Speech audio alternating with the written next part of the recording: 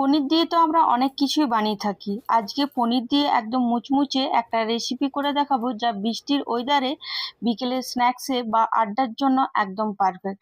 আর সব থেকে ভালো ব্যাপার হলো, খুব কম উপকরণ দিয়ে আজকে এই স্ন্যাক্সটা আপনাদের সাথে শেয়ার করছি।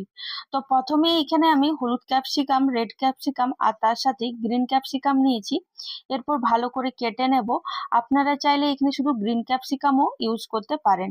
এরপর একটা চপারের সাহায্যে সবকিছু অ্যাড করে দেবো, আর তার সাথে একটা মিডিয়াম সাইজের পেঁয়াজ নিয়েছি, সে পেঁয়াজটাও এখানে অ্যাড করে দেবো। আর এটা চাইলে আপনারা কিন্তু হাতেও কিন্তু চপ করে নিতে পারেন, একদম মিহি করে চপ করতে হবে।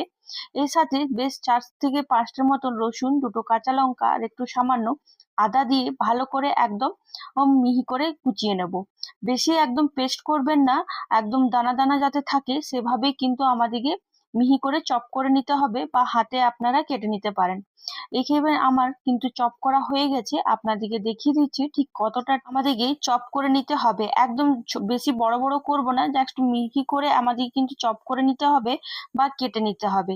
এরপর অন্য একটা পাত্রে আমি প্রায় 200 গ্রামের মতন পনির নিয়েছি, আর এরপর পনিরটাকে একটা গ্রেটারের সাহায্যে গ্রেট করে নেব।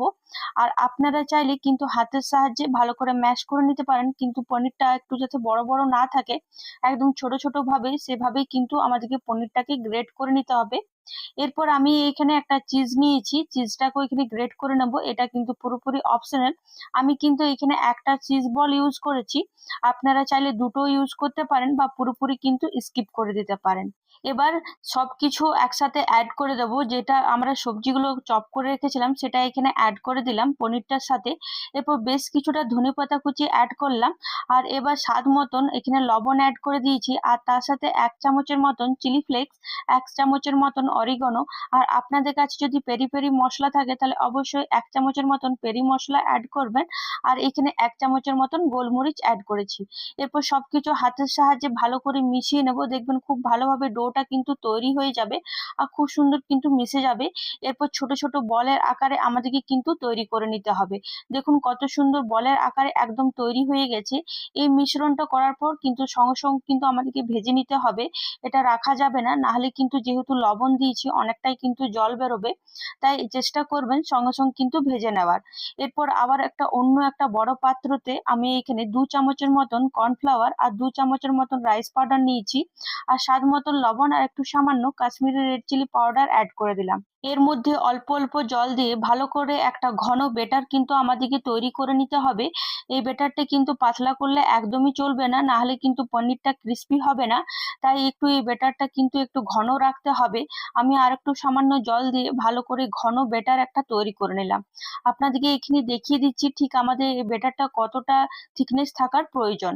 আর এরপর এক এক করে যে বলগুলো আমরা তৈরি করে রেখেছিলাম সেই বলগুলো ফার্স্টে আমরা কর্নফ্লাওয়ারের মধ্যে অ্যাড করব। তারপর পনিরের যে বলটা থাকবে সেটা ভালো করে কিন্তু এই কর্নফ্লাওয়ারের মধ্যে মাখিয়ে নেব, আর তারপর ব্রেড ক্রাম্বের মধ্যে অ্যাড করে চারপাশ থেকে ভালো করে কোট করে নেব।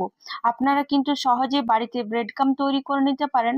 নর্মাল ব্রেডকে মিক্সি বাটির মধ্যে অ্যাড করে ভালো করে মিহি করে পেস্ট করে নেবেন, আর তারপর শুকনো কড়াইয়ে ভালো করে ভেজে নেবেন যতক্ষণ পর্যন্ত না কালারটা একটু চেঞ্জ হয়ে যাচ্ছে। তারপরেই হয়ে যাবে আমাদের বাড়িতে খুব সহজে ব্রেড ক্রাম্ব।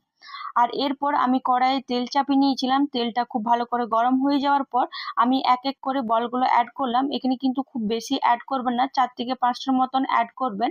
আর তেলটা কিন্তু একদম ধুমাদারের মতন গরম করবেন না, নাহলে কিন্তু ওপরটা ক্রিস্পি হয়ে যাবে আর ভেতরটা কিন্তু ভালো করে ভাজা হবে না। গ্যাসের আঁচটা লো টু হাই মিডিয়াম করে আমাদেরকে এক এক করে সবগুলো ভালো করে ভেজে নিতে হবে। হ্যাঁ, আরেকটা কথা আপনাদেরকে বলতে ভুলে গেছিলাম, যতটা আপনারা কর্নফ্লাওয়ার ইউজ করবেন ঠিক ততটাই কিন্তু রাইস পাউডার ইউজ করার চেষ্টা করবেন, তাহলে দেখবেন খুব ভালো ক্রিস্পি ভাবে তৈরি হবে। যেমন আমি এখানে 2 চামচের মতন কর্নফ্লাওয়ার ইউজ করেছি, ঠিক ততটাই কিন্তু রাইস পাউডারও ইউজ করেছি। এখানে আমার এক ব্যাচটা খুব ভালো করে ভাজা হয়ে গেল, আমি সেকেন্ড ব্যাচটাকেও ঠিক সেম প্রসেসে ভেজে নিলাম, আর গ্যাসের আঁচটা একদম লো টু হাই করে রেখেছি। আজকে আমি চায়ের সাথে পরিবেশন করব, তো নর্মাল চায়ে আমি এখানে করছি একটু সামান্য এলাচ দিয়ে। আপনারা চাইলে কিন্তু সসের সাথেও পরিবেশন করে নিতে পারেন, যে কোনো সসের সাথে বা টমেটো কেচাপ বা পুদিনার চাটনি এসবের সাথেও পরিবেশন করতে পারেন। আর এরপর চাটা খুব ভালো করে ফুটে যাওয়ার পর আমি এখানে দুধ অ্যাড করে দিলাম, আর এরপর ভালো করে ফুটুক। আর এদিকে সেকেন্ড ব্যাচটা দেখুন একদিকটা আমার খুব ভালো করে একদম গোল্ডেন লাল হয়ে ভাজা হয়ে গেছে, ঠিক আরেক পাশটাকেও আমরা গোল্ডেন লাল হওয়া পর্যন্ত কিন্তু ভেজে নেব। আর এখানে কিন্তু একদম ক্রিস্পি ক্রিস্পি আমাদের খুব সহজেই কিন্তু বিকেলের নাস্তা তৈরি হয়ে যাবে।